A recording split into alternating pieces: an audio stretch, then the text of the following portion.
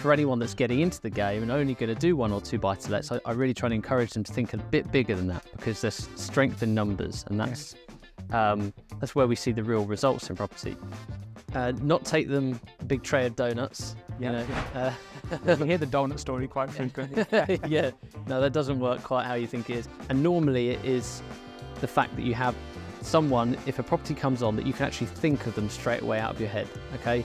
There's probably only going to be 5 or 10 people like that. And that association thing I really like, because that reminded me of a story of a lady that I knew in property many years ago, and she would say, I'd go to the agents and say, if you smell weed, think of me. Any smelly houses, make sure you give a call. Hey Justin, I'm super excited to have you. I'm really pleased to have me sit on the sofa here opposite me today to have this conversation. So you've been in property about 4 years as an investor, and you're on target to about 100 deals this year. So we're going to talk about that in a short while. I'm really excited to unpack that. But for those people that don't know you, maybe haven't come across you before, it's a little kind of a quicker overview, as it were, of what you do.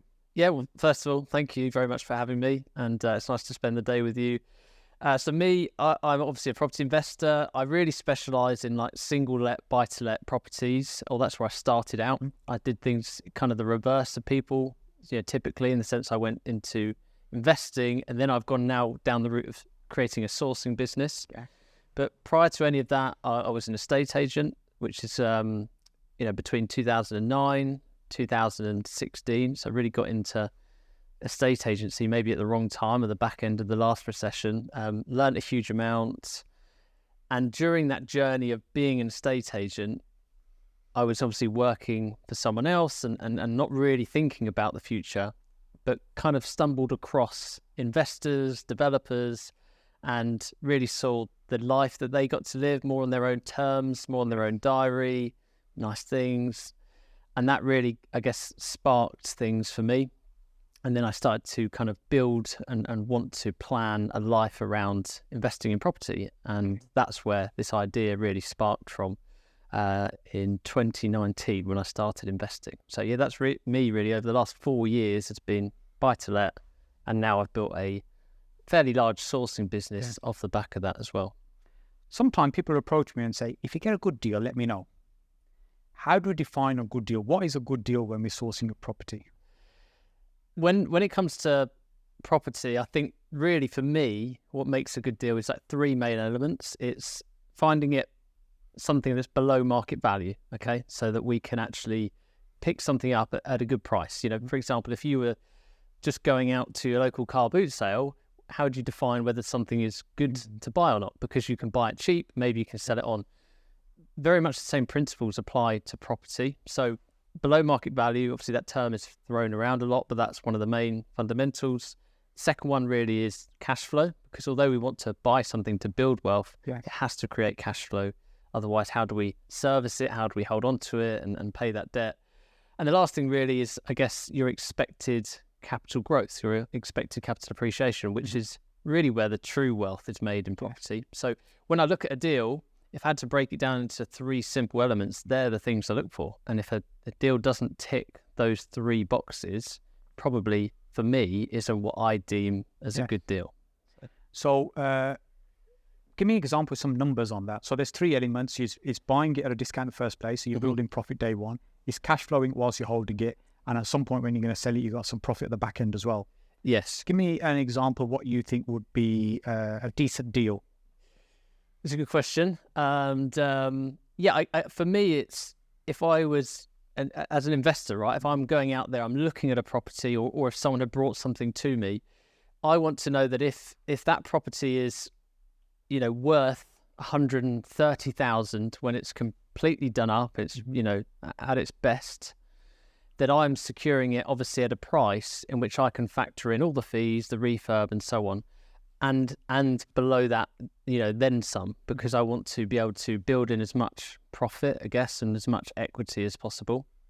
So that really, for me, if I'm looking at something that's on the market for 100,000, maybe I want to be securing that 80,000. It all depends on that back end figure, right?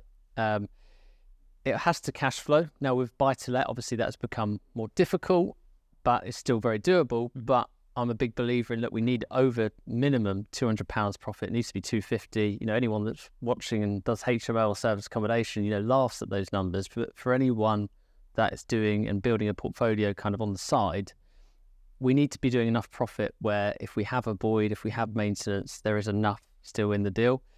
And really, I guess, ultimately, I have to be able to look at that deal and go, right, where is this in location to a city, the fundamentals of, transports and schools and everything like that, so that I can look at it and go, actually, I do think there's some growth here. For example, when I first started investing, I was looking at South Wales, looking at, tentatively looked at like the Northeast, and then I looked at Liverpool. And at the time, 2019, I was going, right, Liverpool for me was a standout because I looked at Manchester and had seen the explosion of growth there. And I looked at Liverpool and go, well, this is a great city. It's got great fundamentals. It's got every reason why the prices have kind of been slowly going up, but it's a bit stagnant. It's for every reason this could see potential growth, especially with all the development going on there. And some luck, but also some calculated risk. I bought there and it has since risen a lot. And that's what I look for what I did look for when I was getting started. So it's looking at where there might be potential growth as well. Like, so for example, where we are in South Birmingham, they're going to open up a train station literally like 20 yards from here. And we can already see the prices here are going to lift quite significantly. It's already fairly expensive, but they will still carry on growing because that will add quite a difference. So infrastructure improvements, things like that will get in the long-term capital growth. So what would be a good result from, let's say, holding a property or buy-to-let for 10 years, do you think, in terms of capital growth? Percentage-wise or capital? I don't necessarily think about it as one deal, but if I did have to, I look in terms of, where can I see a 10% growth, or how long will it take to see a 10% growth? But I tend to, rather than look at an individual deal, I think to myself, look, buying one or two buy-to-lets isn't going to get me rich. And for anyone that's getting into the game and only going to do one or two buy-to-lets, I really try to encourage them to think a bit bigger than that, because there's strength in numbers, and that's where we see the real results in property. So I tend to think about, well, where can I buy 5 or 10 houses which I can hold on to for the next 10 years? Okay. And if they all see 10, 15, 20% growth, then I have this big snowball effect. Yeah. All of a sudden, if I did a refinance of a portfolio and they've all gone up, 10 to 20%, that's when actually I can see some real results. Yes. So is there an exit in mind there? Is it a case of, okay, buy 10 properties, wait 10 years, then sell all of them, or sell half and pay the debt off? Or what kind of an exit is there? Or is it a case of, I'll just refinance and never sell? Anyone that watches, because I have a channel as well, and anyone that watches me, I coined this phrase, right? And it's the long game. I'm sure multiple other people have said it as well, but because I really think that we should be getting into this and thinking about the long game. Anyone trying to make the quick penny often loses, whereas actually if you just focus on a long-term strategy, but just lots of action, you'll often find like things happen quicker anyway. Yes. So with my portfolio, I always think about holding long-term. The goal for me really is to spend the first 5 to 10 years in phase of growth. Mm-hmm. So everything on interest-only mortgages. Right. I will try to only refinance once if possible, maximum twice. So if I do a buy refurbished refinance, I might refinance after that, and then I might refinance a few years later, but then that might be it. Whereas if I bought a sort of more ready-to-go turnkey investment, maybe I wait a few years and then I do a big refinance on that a few years after. But I look at it in terms of, I guess, decades. So let's say I spend the first 10 years in the growth phase, 100% interest-only mortgages, maybe, or what I have on my plan is years 10 to 15 is to start switching a percentage of the portfolio over to repayment, or either starting to sell a couple of them. Because I believe, again, something I've noticed from buying properties over the last 4 years is that not all of them are going to be good performers. You might buy 10 houses, 8 of them might be brilliant. Yes. 2 of them might be actually, we all end up with a few lemons along the way. 100%, yeah. So I may then look to sell those ones to pay down some debt and obviously switch some mortgages over to repayment. with the goal ultimately being maybe at the end of my journey, maybe I've got a portfolio which is 50 or 60% of the size that I get it to, but maybe a lot of it is, or a large portion of it is paid down, de-risked, and just good performing assets. I'm a big fan of a smaller portfolio that's completely unencumbered and completely debt-free. I think that's a great place to be. And so I agree with a lot of what you're saying. It is a long game. And in property, one thing I learned very early was that the only certainty is constant change. We're always going to be changing. That's the only thing you can expect, change. And it will just this year, there's so many things going on in the market that we wouldn't have thought about or considered. And so although in property we're in for the long game, we make plans that are 5 years, 10 years, 20 years, as we're just saying. But sometimes things can happen along the way that change what we might do. But often what I've found is that even if that is the case, because you're getting capital growth over time, you're still going to do well out of that anyway. So having that longer term direction, say, okay, it might go off plan slightly, but it's still a great strategy. Just buy property and hold. So let's go back to the individual deal we're talking about sourcing something. One thing you said was about buying something at the right price. Yes. And again, someone I'm a big fan of. You've got to buy at the right price. You make profit day one. Now, often when I'm talking about sourcing, when I'm teaching, I say, look at the property and we say it could potentially be worth this. I get that. But what's it worth as it is right now today? Yes, we can improve it and make it worth something else, but what's it worth right now as it is? What do you think as a percentage of that current price is a reasonable figure to expect in this market? Because the market's starting to change a little bit as well. The market is starting to change, but one thing I know from running my sourcing business is that the vendors' expectations haven't yet changed. Hoping they will any day now. But I think for the majority of investors getting into property, like 10 to 15% is a very reasonable goal to have in your mind. Obviously 20% would be great, but I see a lot of people wanting, kind of that unicorn deal where they get 30, 40%. And often what I've found is when I find those kind of properties, they normally come with some level of distress. Yeah. Whether it's someone that's divorcing, whether someone has died, or whether someone just isn't that fussed about selling. And I bought a few properties with those sort of discounts. In fact, I completed on one about 3 or 4 weeks ago. It took 9 months to go through because it came with a whole variety of issues. And yes, I got an amazing discount on it, but actually in that time, could I put my money, to work better if I'd bought maybe properties with slightly less discount? Maybe. So I do weigh that up. I do think about that a lot. So I think for most people, and even for myself, I think if you can get yourself, to a point where you get that 10 to 20% off, I think that is a good place to be. And it's realistic to be done as well. Whereas I see a lot of investors trying to get more, and therefore they slow down their progress. 6 months later, they're still in the same place because they're overanalyzing, overthinking. Yeah, so on a 10, 20% on a £200,000 property, that's 20 to 40 grand discount potentially. So it's quite a sizable amount of money. That's more than the average salary. Oh, yeah, true. Yeah. So it's a big chunk of cash there. And I agree with you that you have to be in this and doing this regularly. So the unicorns do exist in property, but they're not everywhere. We don't see them every day. But when you're actively sourcing, looking for stuff, you'll occasionally get one of those. Mm-hmm. And it's an interesting point you mentioned. I hadn't thought about like that before, where actually do you wait and see that one through, or could you have actually done a number of others in the meantime? So what drives a discount in the first place is often either the seller's got problems or the property's got problems. Yeah. So what sort of things do you experience that enables us to get a discount on a purchase?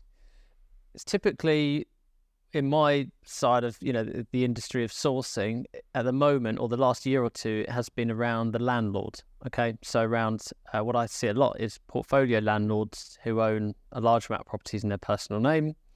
That being one issue, because of course Section 24 tax is really squeezing them. But then you combine that with the fact that they might then have this portfolio of 40 or 50 buy-to-lets that is structured in that tax way, but also they haven't been keeping the rents with the market rate. So that's one as well, where... So they're underlet. And then you combine the third element, which is, as well as it being underlet, the maintenance hasn't been kept on top of. So now all of a sudden you've kind of got this trifecta of things where if, any one of them could break it down for them, because if the tenant leaves, they've then got this property they've got to refurbish, and therefore they have to obviously either try and market the property through an estate agent, which can often drive the tenant to leave, or they can have the fear that it would do that, or they look to come to someone like myself who might be able to sell it to another investor. Because of that, we're then able to try and negotiate a bit with them and explain to them, look, you can't be getting market price for this if you've not got market rent, it needs work and so on. So that's typically what I would say is probably the most common thing that I find. Obviously there are the other ones. There's the obviously probably death is probably the big one, so like probate properties. We really go after them because obviously you can normally get a property that needs the refurbishment, needs that value add, and you can buy it off of someone who maybe isn't, yes, they are emotionally attached through the family, but they're not living there, they're not in the property, or they're not getting an income from it, they just want their money out of it. So they're probably the most common ones, I'd say. But when I would take an investor on as part of my service, I try not to overcommit to say, look, we're going to get you these big discounts. Instead, what I try to say is that we're just trying and get you a really solid property, a good investment in a good area, and we'll try and get you a bit of discount on it, because that's much more realistic, particularly for your average investor who's on their first or second deal. You know, they might not be using bridging, or they might not have dealt with issues like this along the way. So we try to simplify it. Yeah, and because you've done a deal recently that's got a great discount, say 30-40% on the average, is amazing, and you say occasionally you'll come across those. It's sometimes it can set the expectation. Everybody expects you to find them one of those, but in reality, you know, the way I say it is, look, our job is to find good deals, and when we find an outstanding one, you take that one off the table and keep it. Yes. You don't sell that one on. But that's because you're in the business and you'll see these all the time. So when it comes to finding these type of properties, what's your preferred route? Is it direct to vendor, estate agents, both, or what's your route to market?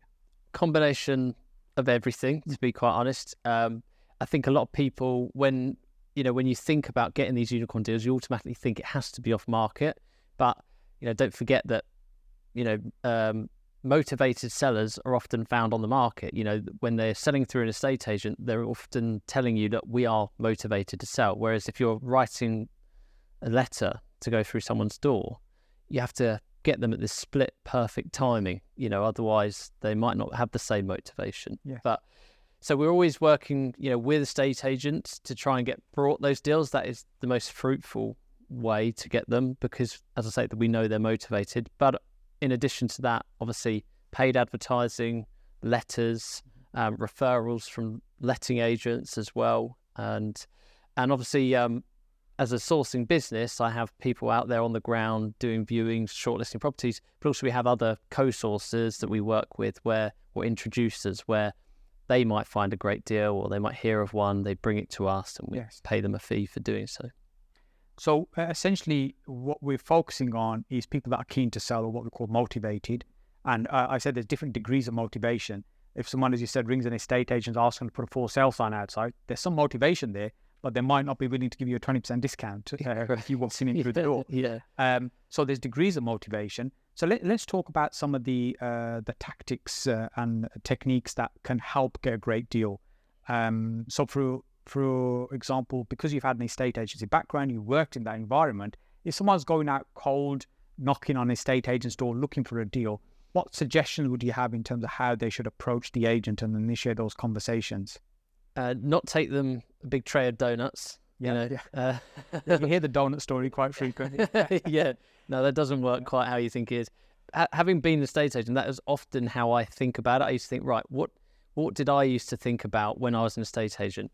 And normally it is the fact that you have someone, if a property comes on, that you can actually think of them straight away out of your head, okay? And there's probably only going to be 5 or 10 people like that. So then when you are on the other side of that, you're the investor or the sourcer, how do you get to be that person? Which is, of course, what we're asking.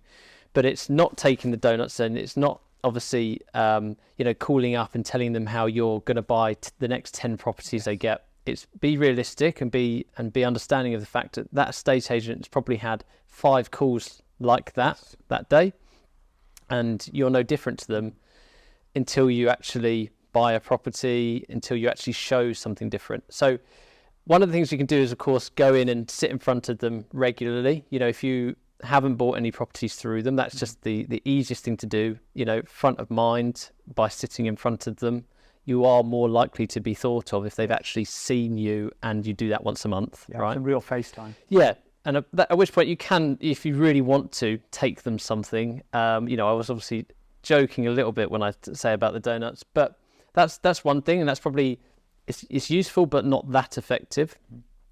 Obviously, the most effective thing is to actually, you know, buy something, because proof is in the pudding. If they see you buy something, they go, right, I can trust this guy. I know it will happen. You know, we'll sell it to him. Because the agent, ultimately what they want is they want to sell that property. It's a sales role. It's a box that needs to be shifted. They just need a buyer to commit to it. 100%. So people who have actually purchased, they know, well, they're not just talk. They have completed before with me. They want exactly the same outcome as you. They just want to get the result. And off the back of that, I guess where I see a lot of success, giving away some of the secrets here, is by making the estate agent's life as easy as possible. Yeah. Okay. People think that they are being really clever when they call up and they make an offer and they say, I'll offer you 100,000, but it's subject to survey, or it's subject to this. And it's not a clever thing to do, because all you're doing is you're adding restrictions to your offer.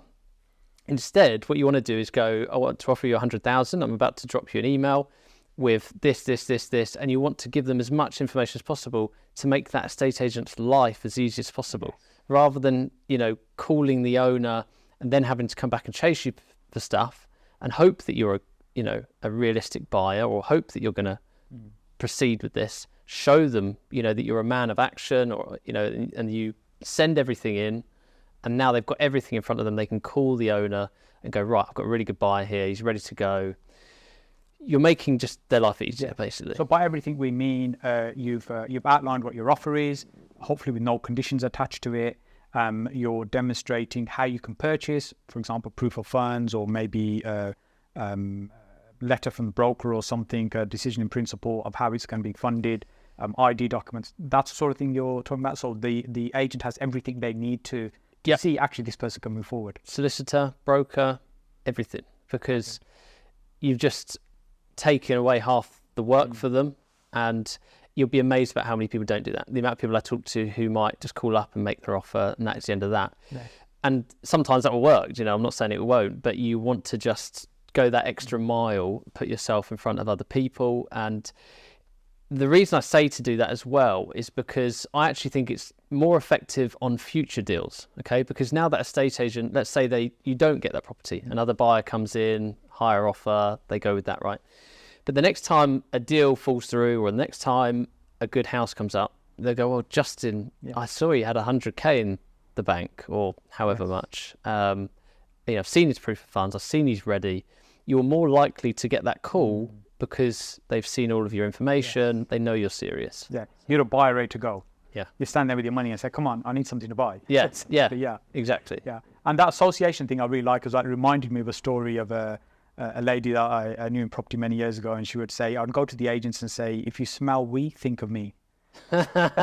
Any smelly houses, make sure you give her a call. A good one. So the association thing is definitely good. And that remind me also that some of the properties that we bought through agents is that they know we'd buy a certain type of property. They ring you up because I've got the perfect thing for you, because they know what you buy, they understand what kind of thing you're looking for. Yeah, which I think also emphasizes the importance of for a lot of new people when they go out there, you know, there's so many different directions they go in. If you make it clear when you are talking to estate agents, look, I'm looking for 2 or 3 bedroom, you know, terraced houses that I can refurbish, you know, give them a little bit of a niche so they're not calling you with here, there and everything. You want to be the person that they can go, right, this is perfect for Justin. Final thing on that is also help the agent out. Okay, there are times, there was actually a time the other week where an agent called me and they said, I think I've got a good deal for you. They sent it through and I was like, this isn't a good deal. But the agent was trying to impress the owner before it was going on the market. So I just went back to him and said, I'm not really sure it's for me. It's not really that great a deal. And he said, are you sure? Like, you sure you just don't want to view it? And I could really sense that they just wanted to impress the owner, get some views. I said, listen, you've brought me good deals before. Do you want me to come around and have a look? Do you think it's worth me looking? And he said, would you do us a favour? And I did. And off the back of that, I know I'll get stuff because reciprocating a little bit. And in some agencies, they've got targets as well where they need to do a certain number of viewings anyway. So they're trying to get the viewings done and meet their targets. So, okay, that makes sense. And then when we are doing, say, the direct-to-vendor approach, which is my favorite approach, getting in front of the vendors, sitting them across the sofa and having a chat with them, what sort of things do you think work really well in trying to get in front of the vendor? Actually, just before we do that, something else that came to mind I think would be really useful. People talk about going direct-to-vendor when a property is on the market and bypassing the agent. What's your kind of thoughts and views on that? Bad idea, waste of time. They've already made that commitment. Often the agent's contract anyway, has a caveat in that to cover that. And you just you might as well work with the agent at that point. Direct to vendor is solely effective if they don't have an agent. You can get immediate and just direct contact with them and no one else. Because the other thing is if you get direct to vendor contact with someone that is on the market, they're still having viewings, they're still having offers going on in the background, so you haven't got that leverage. Whereas we want stuff that's off market because then we're the only person they're talking to. I tend to think of off market in two categories. A direct to vendor in two categories. So you've got off market and on market. So we might target a vendor that's actually on the market, but we'll look for some clues first that there's some motivation. Like, for example, they've had several fallen through sales. They've got multiple agents trying to market it. It's up for sale to let. Clues like that actually show us there might be some motivation there. And then what I would like to do is have a conversation directly with the owner to negotiate the deal. But then we go back through the agent to get it completed. So we don't push the agent out of the equation. It's just the conversation's direct. But the off-market approach, when they're not on the market, it's kind of as you're suggesting. What kind of method do you think worked really well to get in front of an owner there? Well, you can let the secrets out the bag here. Nobody's listening. Well, I'm a little bit biased towards letters, or it certainly was at the beginning. Okay, and I had I tell this story, or have told this story a few times. I sent 2 letters out off the back of, I started working with a mentor and I said, look, I need to find better deals, bigger discounts. What else can I do? And he suggested, direct to vendor. He taught me the methods. I then, as I say, sent 2 letters out, got 1 response, so 50% hit rate, and I ended up buying it. And it was a really good.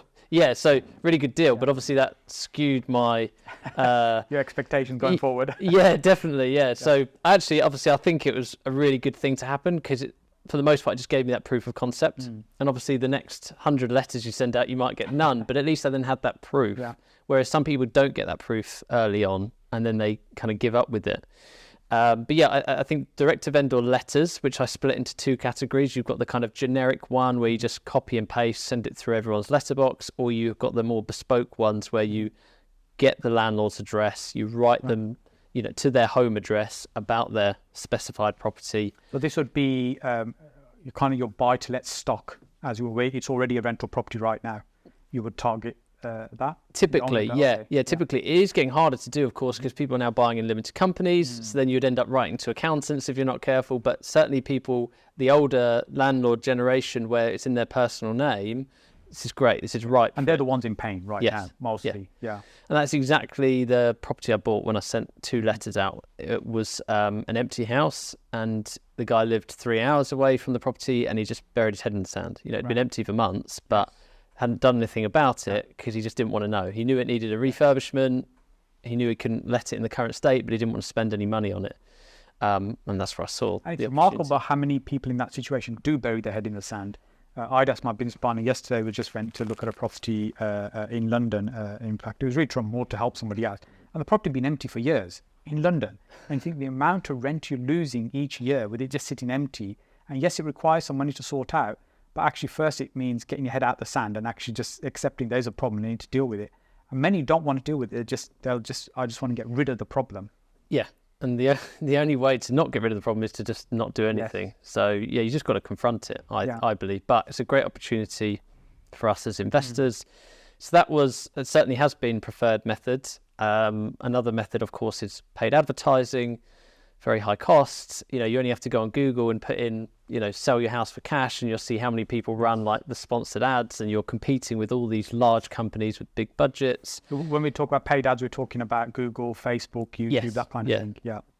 So actually what's happened more recently is I've had a couple of relationships that I've formed with cash buying companies. Okay. And they have actually been, or now are, some of my preferred routes as well, where they're running the ads, they're buying the top percentage of, where there's a big discount, and then there's obviously a middle percentage where there is a bit of a discount, but not enough for them to buy. And they don't always want to be sourcing it, or they don't always have the investors for it. So then they bring it to me as stock that's ready to go.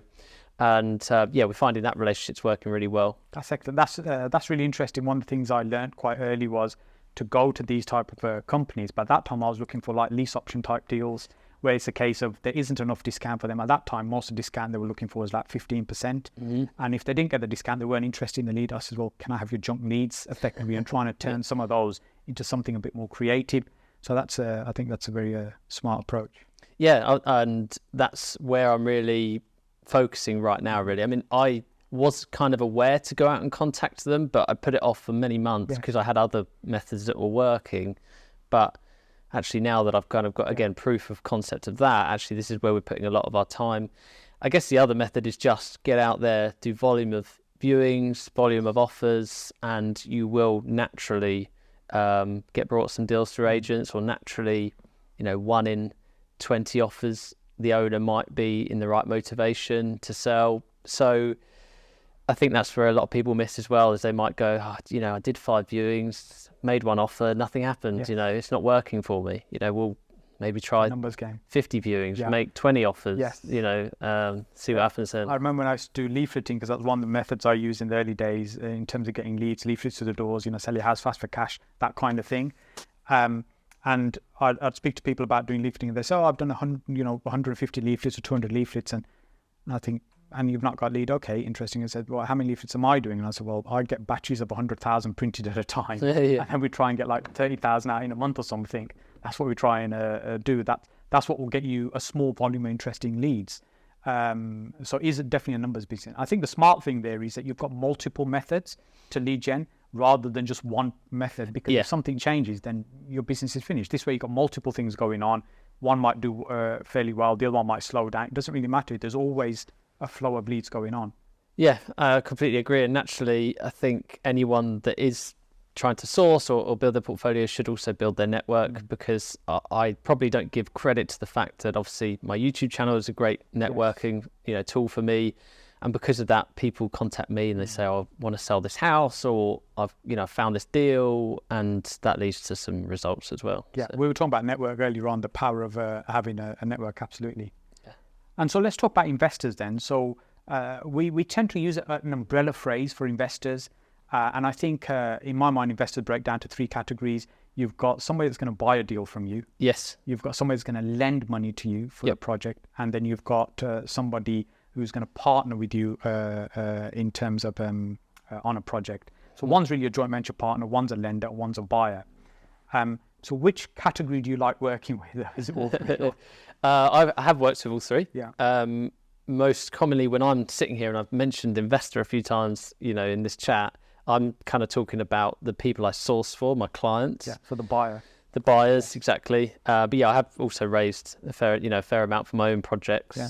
Off the back of private lenders as well. So, and when we talk about this business of sourcing property, finding great deals and selling them on for a fee,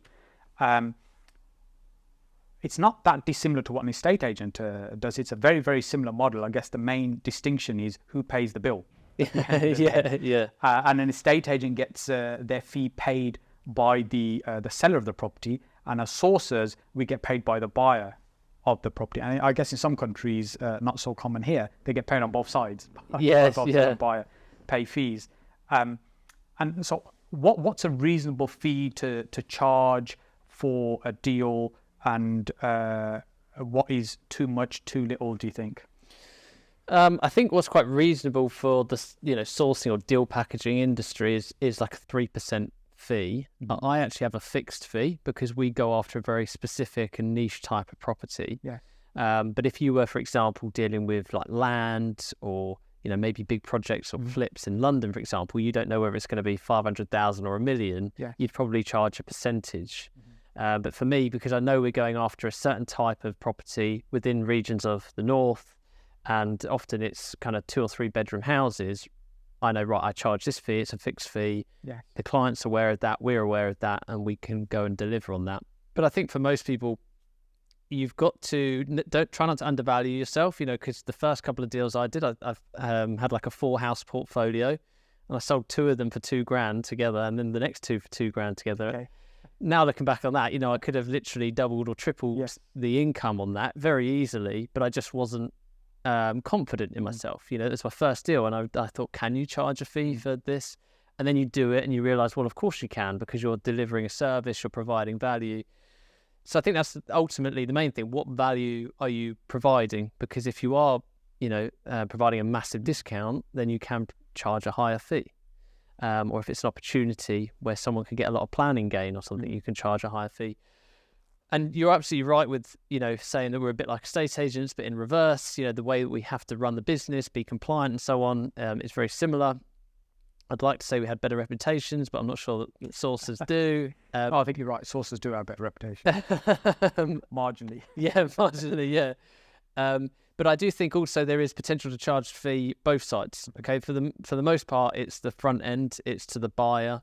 But also sometimes if you come across a creative deal, you can build it into the contract or the back end really, where the owner is selling. But if you agree a price with them, but then you can get them a slightly higher price, you could take a cut there as well, which is something maybe you get onto when you get a bit more further into sourcing. And I think when you start getting more creative in the way you put the deal together, as you were just starting to mention there, it just opens up so many more opportunities, especially where many people would dismiss a deal. Like you were talking about the cash buying companies, they've got set criteria. If it doesn't meet that, they're not interested. They're just in a volume business. Everything outside that, they dismiss. But actually, there's probably a lot of opportunities there if you just approach it in a slightly different way. The most important thing is you're talking to somebody who's keen to sell. Yes. And it's finding a solution to whatever the pain is right now. Yeah. What's the motivation? How quickly do they need to get an outcome from it? Yes. So when you are speaking to somebody who's maybe looking to start buying property, buy to let, is it building a portfolio of buy to let? Is that generally what the intention is from a buyer that you might be speaking to? That's generally the conversation I have. I think it's partly that's like the audience I've cultivated through YouTube, because that's like I go out and I show me buying buy to lets and doing refurbs. I think naturally then I've cultivated that audience of where my typical customer is maybe someone that works in London or somewhere similar, where they've got a good job, they maybe enjoy their job, they've just got extra cash that they're looking to invest and build a portfolio with.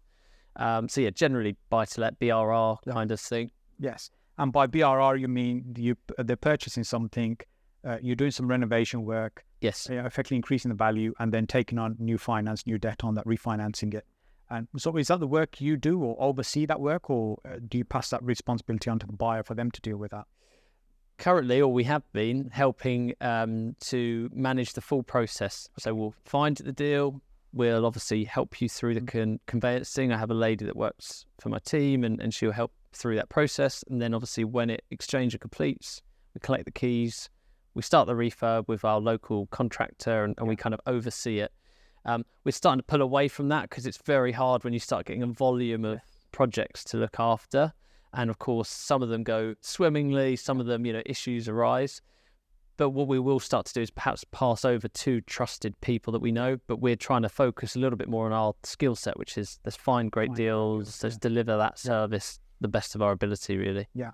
You touched on something very important just now with the lady in the background that does the overseeing the contracts.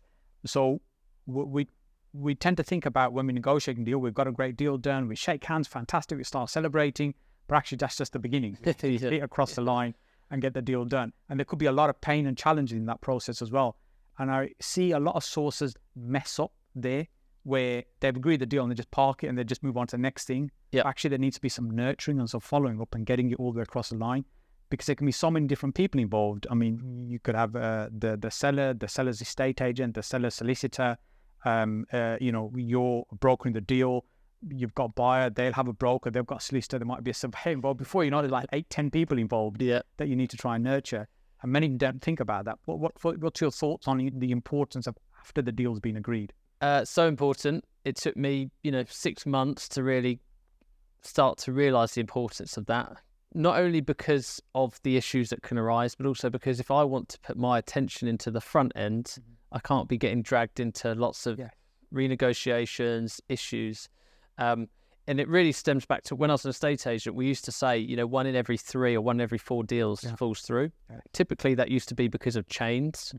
With this business, we're less involved with chains because we're, normally the properties are empty or they've got a tenant in, so they are end of chain. The issues are normally around, lenders, damp, electric, plumbing, different works that comes up along the way.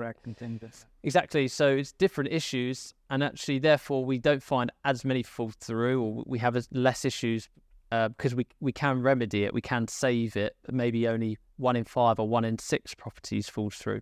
But even so, it's a massive time drain. The other thing being that I think it's really important because a large portion of my clients, maybe it's their first property, or maybe they're 1 or 2 in. They don't fully understand that conveyancing process. And, you get so many different things that come up along the way now, particularly if you're buying a limited company as well. You sometimes just need that extra bit of guidance through the process. So let's talk about buy-to-let then, because that's been the kind of bread and butter stuff we're talking about, buying a property that's going to be rented, probably to a family or an individual. You're refinancing, keeping it for a longer term. Now, I'll put my cards on the table. I'm not a big fan of buy-to-let. I think, and I've even done videos saying I think buy-to-let is dead right now. I don't think it's the right thing to be doing. But I know you disagree. Why do you think buy-to-let is still viable? I love this conversation because I think people are missing out on the opportunity of buy-to-let because they hear it's dead, right? And I have the conversation a lot. The reason I think that I can understand where you're coming from with that is because we've obviously had the Section 24 tax changes. We've had interest rates rising, and of course now we've got the added element of potentially the market is going to start, coming down as well. And people are really worried about that because they're saying that there's not enough profit in it, we're getting squeezed out of it. But I think the saving grace has been rents, for one thing. Maybe I'd be saying it risen quite a bit, they've gone up and increased quite considerably over the last few years, and I might be saying a different story. If that hadn't happened, maybe we would be in a worse off situation. I think buy-to-let now should be approached from the element of what I call like the new era of property investor, which is we have to be smarter. So going back to, we need to own more properties, strength in numbers. The day of the, part-time landlord with 1 or 2 properties they self-manage, I think is starting to disappear. We need to run it like a business, obviously run it through a limited company so it's more tax efficient, and just be really smart with how we invest, invest with heads, not emotion, looking at cash flow. But I do think that there is still huge opportunity there. And as I say, it's probably will, to the extent where people that have HMO portfolios and service accommodation will laugh when I say that, we can get £250 profit a month. But for your average investor who works and just wants to be able to buy and kind of set and forget, that's great. Cause it's an investment, whereas HMOs and service accommodation are more active, hands-on type businesses. HMOs are not really invest and forget, generally speaking. There's still some involvement, even if you've got managers and stuff involved in that process. There is more involved. I agree, and I guess in the olden days, buy-to-let was attractive because you'd purchase something, you get generally a fairly good cash flow, and you get some capital growth. And kind of pre-2007, I got involved in about late 2006, 2007 in property. Before that, many people were just constantly remortgaging their property every 6 months, every year, borrowing more money against the property because the values were increasing. So they're just leveraged to the hilt. You get mortgages at 85, 90%. Buy-to-let was not unusual to be able to get those. So they were like easy and almost free to pick up these properties. Some that held on to them did quite well. Some made a complete mess of it. The whole thing imploded because they were over leveraged. So the way the mortgage rates are right now, which I guess is one of the biggest challenges, because interest rates are the highest they've been in probably 15 years or something. With the rates at the level they are now,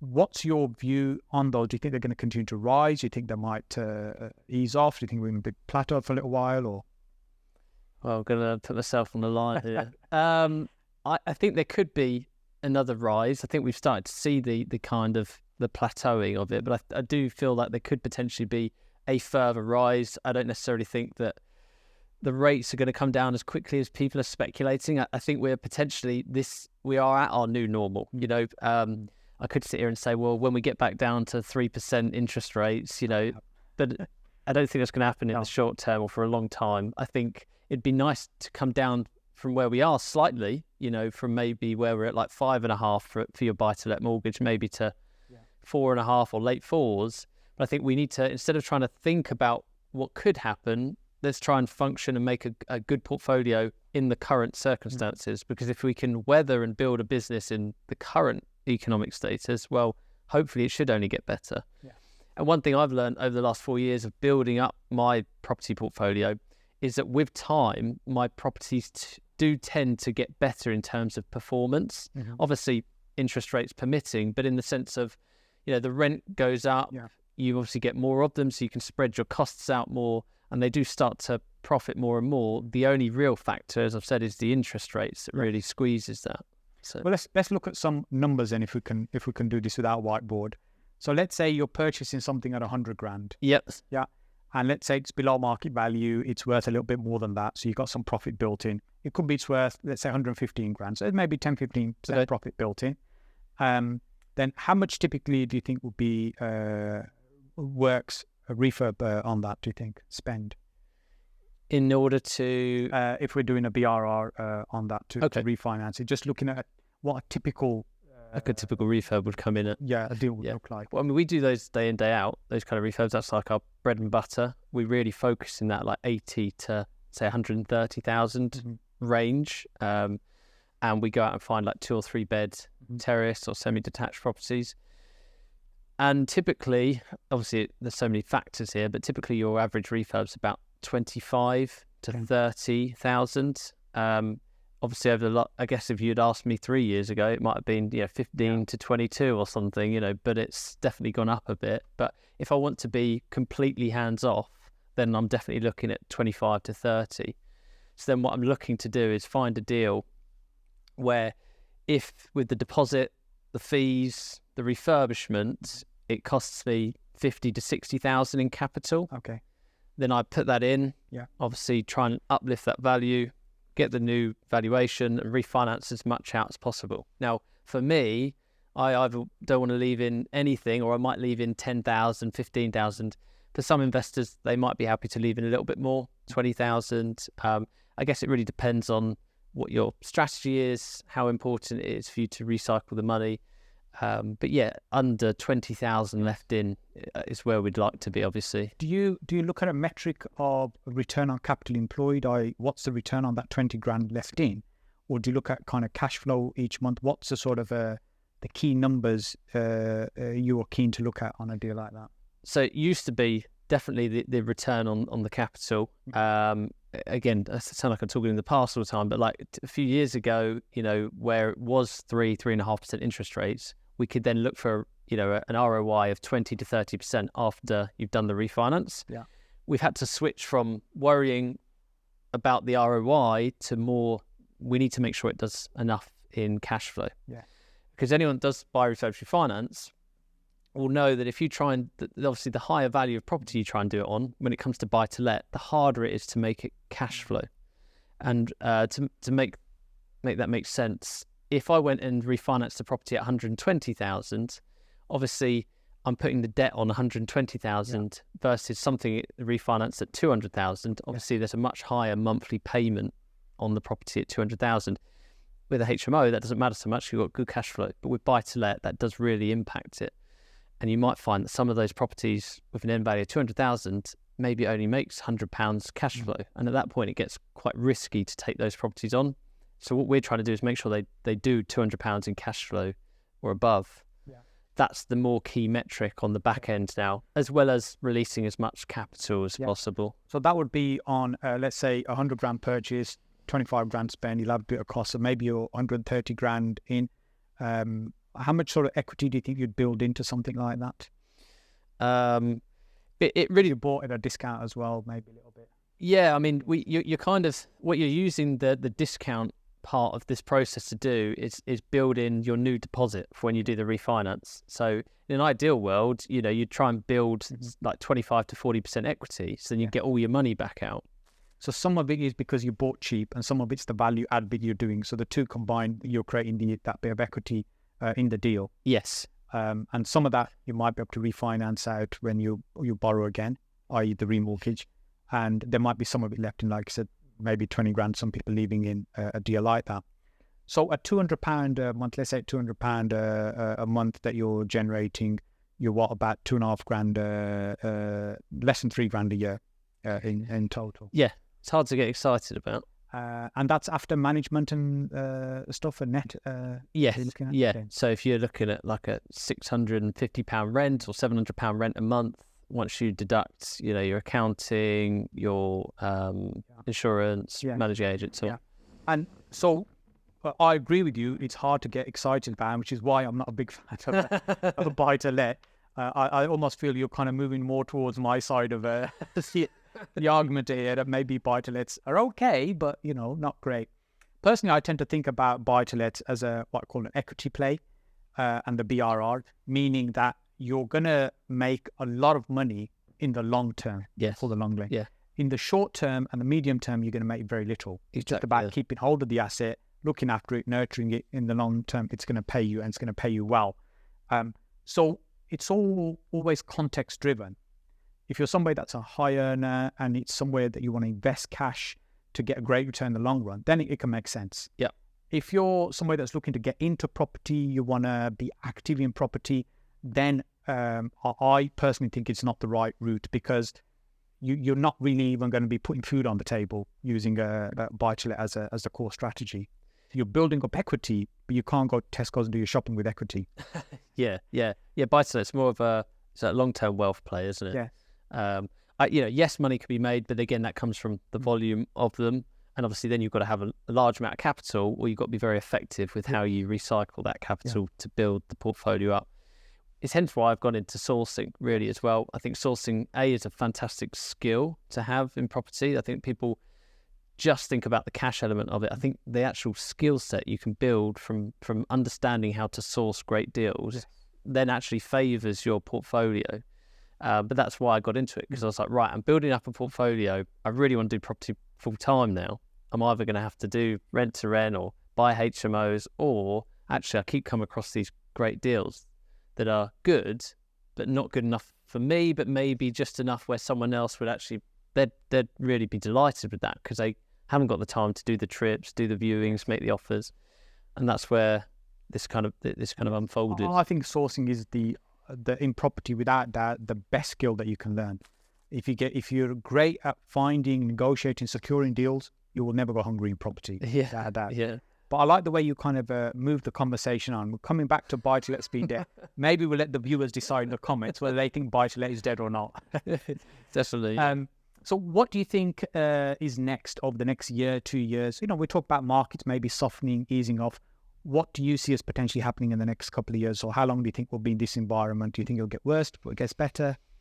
I think this environment is like new territory. I think a lot of people are like speculating it's the next, 2007, 08 recession sort of thing. I don't think we're there, because I think the fundamentals of the economy are very different. Yeah. And also ownership in property is very different. There aren't lots of people on 0% mortgages, 0% deposits, 100% mortgages. But I do also see there being a change in the economy right now and the property market. I think we're just on a more of a plateaued kind of decline, I guess you could say, rather than that steep drop. Where do I think the next 2 years see us? I actually think, without knowing it for sure, and this is not financial advice, I think we're in a really good position right now. We're going to start seeing deals come through, which for us investors looking to grow our portfolio, this is what we've been waiting for. Yeah. We've been moaning the last few years about how hard and competitive it's been in the market. Yeah. We're entering that market where actually this is what we've been waiting for. We're just currently waiting for those vendor expectations to drop down a bit. And when they do, we're in the prime territory to be buying, okay? And those deals might not look amazing today or within 6 months or 12 months of buying them. But again, if you buy it with the right fundamentals in place for the right price in the right area with cash flow, they will then become those kind of unicorn deals over time. Yeah. But I think it will take a few years for that to be clear, because at the end of the day, you don't know when you're in a bad market necessarily, or you don't know when you're buying at the bottom of the market until you're out of it. Absolutely. Yeah, when it's in the rearview mirror, it's only when you can look back and say that was the bottom of the market. Yeah. You won't know at that moment in time. But I feel like I have to caveat, because I'm 4 years into my investing. I'm like, I haven't ridden that through myself. Like, yes, I started working as an estate agent at the back of the last one, but this is from what I can see, but I've not fully lived and experienced it. I'm yet to experience it. Yeah. I'll let you know. What we're finding with some of the sourcing training I'm doing with some of our students is the asking prices haven't changed very much. As you just said, when you look at the market, what the prices are for properties available right now, it's not that different from what it was a year and a half, 2 years ago when we were at the peak of the market. However, more and more people are becoming flexible in what they will accept. Yep. So the headline figures haven't really changed. But actually, when you look at the sold prices, the actual sold prices, they're starting to become lower. So on the surface level, it can appear that market isn't that different, but in reality, it's very different. And I think that's really important, because it means now is a great time to be doing deals when actually other people are thinking, oh, we're waiting for the market to soften further or fall. Actually, it's happening right now. Yeah. If you're looking for the deals in the right way. And the only way you'll ever find out when market's doing that is by being active. Yeah. Which is why people need to do more viewings, more offers, because otherwise you can sit there behind your computer looking on Rightmove on these things, but you won't know that unless you're actually active in the market and getting that data and feedback. Yeah. So, Justin, I've really enjoyed this conversation. It's been really interesting. One of my favorite topics, sourcing property, without a doubt. What's the best way for people to connect with you? Thank you. Yeah, no, it's been a great chat. I run a YouTube channel, much like yourself, Saj, and obviously I've had you on there today. So yeah, I would love for people to maybe check out some of my content, watch a video, see if they like me or not. What's the name of the channel? We'll also link it up as well. See, it's just my full name, Justin Wilkins. So if you search it, I should pop up, or put buy to let in the UK, I might even pop up. So very good. We'll have to check that on that SEO, make sure we're ranking okay on that. So thank you so much. Much appreciated. Pleasure. Thanks for having me on. Thanks. Cheers, Saj.